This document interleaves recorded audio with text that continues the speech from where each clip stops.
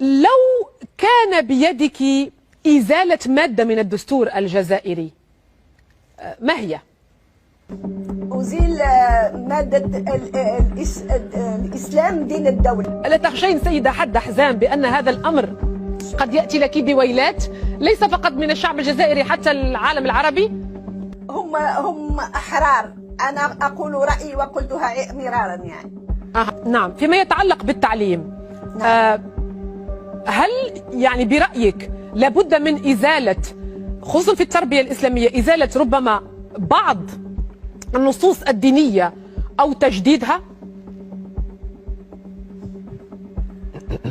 نعم، أنا مع إزالة بعض النصوص الدينية أو تقليل حجم الدروس التربية الإسلامية، خاصة في سنوات الامتحان مثل البكالوريا. لا أرى سببا في إدراج هذه المواد للممتحنين. تفسيرك لانتشار الحجاب في الجزائر بهذا الشكل لدرجة أنه غير المحجبة في كثير من الأحيان توصف بأسوأ الصفات؟